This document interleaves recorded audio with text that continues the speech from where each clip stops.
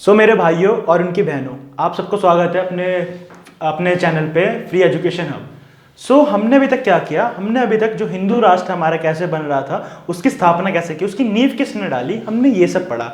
उसके साथ ही हमने early Vedic, Buddhism, Jainism, Indus valley civilization, ये सारी चीज़ें पढ़ ली। इनके लिंक आपको डिस्क्रिप्शन में नीचे मिल जाएंगे। तो जो आज है कि हमारा पूरा हिंदू राष्ट्र, मतलब फर्स्ट टाइम पूरा हिंदू राष्ट्र कब बना था, कैसे बना था, वो कहाँ तक फैला था और किसने फैलाया था, इसके बारे में पढ़ना है। तो अगर हम बात करें अपने मौर्यन एम्पायर की, तो ये मौर्यन एम्पायर का टाइम हुआ था जो पूरा बहुत ही जेनिथ में था, पूरा अपने अपने हाईएस्ट पोजीशन पे था कि जितने सारे स्टेट्स थे वो एक साथ आए थे।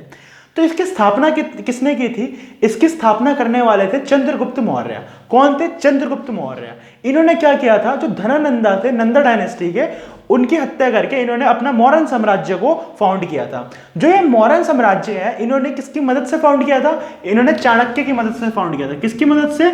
चाणक्य की मदद से। और इनको ये क्या बोलते थे? कौटिल्य के नाम से जानते थे। ठीक है। उसके बाद इन्होंने क्या किया? चंद्रगुप्त के टाइम में इन्होंने बहुत ही ज्यादा इन्होंने अपने टाइम में इनके ऊपर, जैसे इन्होंने धनानंदा को हराया, फिर सेलेकस निकेटर आ गया 305 बीसी के आसपास, और इनके ऊपर क्या किया? इन्होंने हमला किया सेलेकस निकेटर ने। चंद्रगुप्त ने क्या किया? उनके साथ साथ इनको भी हराया। और जब इनको हराया इन्होंने, तो उसके बाद क्या किया उन्होंने सरेंडर करने के साथ क्या क्या दिया? जो अफगानिस्तान, बलूचिस्तान, हेरात, ये सारा भी पोर्शन था, इन्होंने क्या किया? इन्होंने सरेंडर कर दिया चंद्रगुप्त मौर्य को। तो ये सोचिए, अफगानिस्तान से लेके जितना भी रीजन था, फर्स्ट टाइम में नॉर्दर्न इंडिया के एम्पायर के पास आया। तो ये देखिए, ये बिल्कुल स्थापना करने लग गए और इन्होंने बिल्कुल नींव डाल दी मगध एम्पायर से मौर्यन एम्पायर के अंदर। तो ये सारी चीजें हो गई, अफगानिस्तान, बलूचिस्तान, हेरात इनको दिया। अब देखा इन्होंने, जब इतनी सारी चीजें हुई तो इन्होंने क्या किया? इन्होंने अपने लास्ट एज में ये किसके पास गए? ये गए भद्रबाहु के पास। किसके पास? भद्रबाहु के पास। और उन्होंने क्या किया? उन्होंने जैनिज्म को अपनाते हुए कहां गए? ये गए चंद्रगिरी हिल में। चंद्रगिरी हिल। और वहां पे इन्होंने क्या किया? वहां पे इनकी स्टारवेशन से डेथ हो गई। और ये मानते हैं जैनिज्म के हिसाब से स्टारवेशन से डेथ होना जो होता है, सैल्वेशन की तरफ ले जाता है। और ये चीजें हमने जैनिज्म वाले में वीडियो में पूरी तरीके अच्छी तरीके से एक्सप्लेन की है। वीडियो का लिंक आपको नीचे मिल जाएगा। उसके बाद है हमारे जो बिंदुसारा। अब ये बिंदुसारा थे, ये बोलते हैं कि नेपोलियन थे, नेपोलियन ऑफ इंडिया थे। और इनको जो बोलते थे, इनका जो इन्होंने अपने टाइटल दिया था वो ये था अमृतघटा। इनको क्या बोलते हैं? Slayer of force. ठीक है, ये सारी चीजें थी। ठीक है, बिंदुसारा के बारे में, जो बिंदुसारा, जो इनके टाइम में जो एक आए थे एम्बेसडर डेमेचस, और जो भेजा गया था वो भेजा था अक्यूटस ने। ठीक है, तो बिंदुसारा थे। बिंदुसारा के बारे में हमने क्या क्या पढ़ा है? बिंदुसारा के बाद हमने पढ़ा है कि ये इनको अमृत घैता बोलते थे, और ये डेमेचस जो थे इनके टाइम के आए थे, और ये अक्यूटस इन्होंने भेजा था। क्योंकि जो नेपोलियन थे वो कौन थे? नेपोलियन थे समुद्रगुप्ता। ठीक है, वो अभी आगे आएगा हमारे गुप्त डायनेस्टी में। ठीक है, उसके बाद आते हैं हमारे अशोका। अब ये जो अशोका है, इनके टाइम में ये जो है सबसे ज्यादा हमारे रूलर हैं। जो अशोका थे, सबसे ज्यादा महान रूलर माने जाते थे, जिनके बारे में हम आज भी पढ़ रहे हैं। क्यों? क्योंकि इन्होंने स्तंभ की फॉर्मेशन की थी, जो बोलते हैं हम अशोका स्तंभ। इन्होंने उस स्तंभ की फॉर्मेशन की थी। और ये एग्जैक्टली हुआ क्या था? इन्होंने अपने 99 भाइयों के साथ, 99 भाइयों को, ब्रदर्स को किल करके इन्होंने अपनी गद्दी ली थी। ठीक है, अशोका के टाइम में क्या हुआ था? अशोका के टाइम पे कलिंगा वॉर हुई थी। कलिंगा वॉर। अब बात आती है कि कलिंगा जो वॉर हुई थी वो कब हुई थी? वो 261 बीसी के आसपास हुई थी कलिंगा वॉर। और इसमें यह माना जाता है कि लाखों लोग उस टाइम पे कलिंगा वॉर में मरे थे। तो सोच लीजिए इसका कितना बड़ा इंपैक्ट होगा। तो उसके बाद इनका झुकाव कहां हुआ? उसके बाद इनका झुकाव हुआ बुद्धिज्म की तरफ। कहां हुआ? बुद्धिज्म की तरफ। और एक क्वेश्चन आता है कि इन्होंने उसके बाद क्या किया? इन्होंने उसके बाद किया फॉर्मेशन धामा का। जो धामा था ना, इसको पूरा इन्होंने एक्सपेंड करने का इन्होंने काम स्टार्ट कर दिया। ठीक है, अब ये धामा, ये इंटरनली अपने स्टेट के अंदर और एक्सटर्नली हर जगह ये धामा को प्रमोट करने लग गए। ये क्या करते थे? धामा के प्रिंसिपल पे आ गए, और इन्होंने फिर बुद्धिज्म को अच्छे तरीके से अपना लिया। और जो अशोका के बारे में जो हमको बिल्कुल अच्छे तरीके से सीखना है, वो है अशोका के स्तंभ। अब ये अशोका के स्तंभ क्या है, या ये अशोका की एडिक्ट्स क्या है? तो अगर हम बात करें अशोका की एडिक्ट के बारे में, तो वो पिलर वाला था और वो रॉक वाला था। ठीक है, ये इंस्क्रिप्शंस करवाने लग गए थे। अब पिलर की अगर बात करें, पिलर भी मेजर माइनर थे और रॉक भी मेजर माइनर थे।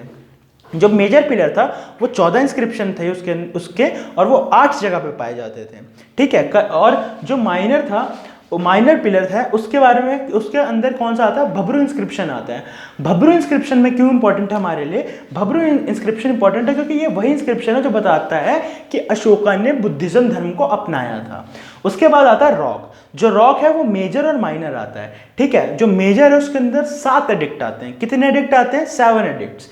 और इसको क्वीन एडिक्ट भी बोलते हैं क्योंकि इन्होंने क्या किया था, जो क्वीन को डोनेशन मिली थी उसके बारे में बताता है। फिर आता है माइनर एडिक्ट। जो माइनर एडिक्ट है उसके अंदर अलग अलग 4 चीज़ें हैं। एक है रुमिनिदी पिलर, एक है निगाली सागर पिलर, एक है स्टीम और एक है बारबरा केव। अगर बात करें हम रुमिनिदी पिलर के, तो इन्होंने क्या किया था, इन्होंने लुम्बिनी जहाँ पे माना जाता है कि बुद्धा का जन्म हुआ था, उन्होंने उस स्टेट को टैक्स फ्री कर दिया। जो निगाली सागर पिलर के हिसाब से क्या हुआ था, इन्होंने क्या बोला था अशोका ने कि जो कपिला वस्तु जो था जहाँ पे बौद्ध हुए थे, बौद्ध का जन्म हुआ था, उन्होंने वहाँ के जो स्तूपा थे उनके साइज को इंक्रीज करवाया था। जो स्कीम है, स्कीम के हिसाब से क्या है कि वो बुद्धिज्म को यूनिटी में प्रोवाइड करी थी। और लास्ट जो बारबरा केव है उनमें क्या आता है कि अशोका ने जो डोनेशन दिया था अजविकास को, उसके बारे में बताया जाता है, ठीक है। तो ये तो सारी चीज़ें हो गई इनके एडिक्ट्स के बारे में और इनके जो रूलर्स थे अशोका, जो ये मौर्यन एम्पायर में, ये उनके बारे में। उसके बाद क्या आता है, आर्ट एंड आर्किटेक्चर। तो अगर आर्किटेक्चर की बात करें तो उन्होंने बहुत सारी चीज़ें बनवाई थी, जैसे कि बनाया था 1 हेडेड लायन, 4 हेडेड लायन। जो 4 हेडेड लायन तो अब तो हम टाइम पे हमको दिख जाता है कि 4 मुंह वाला शेर जो था चार तरफ का। फिर एक था एनगार्ड एलिफेंट और एक था कार्ड एलिफेंट। ये दो अलग अलग चीज़ की इन्होंने आर्ट एंड आर्किटेक्चर करवाया था, ठीक है। अब ये तो था आर्किटेक्चर के बारे में। अब आता है आर्ट के बारे में। तो जो आर्ट था वहाँ पे क्या हुआ था, एक तो पॉपुलर कोर्ट में होता था और एक रॉयल कोर्ट में होता था। जो पॉपुलर कोर्ट में होता था उसमें यक्षा और यक्षिनी के बारे में बताया गया है, ठीक है। बस हमको ये याद रखना है, पॉपुलर में यक्षा और यक्षिनी के बारे में बताया गया है। और जो रॉयल होता है उसमें जो पटना सिटी है उस टाइम पे फाहिन ने बोला था कि सिटी ऑफ गॉड है। क्यों, क्योंकि अशोका ने ऐसी चीज़ें बनाई थी उस टाइम पे जो ये माना जाता था कि कोई ह्यूमन बना ही नहीं सकता, इसलिए फाहिन ने क्या बोला, वो सिटी ऑफ गॉड है।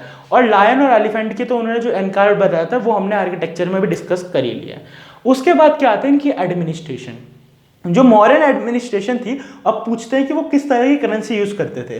तो उस टाइम पे वो पाला के कॉइन यूज करते थे। अब ये पाला किस चीज से मिलके बनता है, पाला हमारा सिल्वर और कॉपर से मिलके बनता है। किससे मिलके बनता है, सिल्वर और कॉपर से। और इनके एडमिनिस्ट्रेशन में 3 मेन चीज है, एक है युवराज, एक है सेनापति और एक है पुरोहित, जो कि गोपा होते हैं। तो ये इनकी होगी एडमिनिस्ट्रेशन के बारे में। ये हो गया हमारा पूरा मॉडर्न एम्पायर। अब मॉडर्न एम्पायर के बाद क्या हुआ, मॉडर्न एम्पायर के बाद अलग अलग जो छोटी मोटी डायनेस्टी थी, छोटी मोटी किंगडम थे, वो आए। उनके बारे में हम डिस्कस करेंगे नेक्स्ट वीडियो में। सो तब तक के लिए अगर आप चैनल में नए हैं तो लाइक करना, शेयर करना और सब्सक्राइब तो कर देना। तब तक के लिए stay healthy, stay safe and thank you.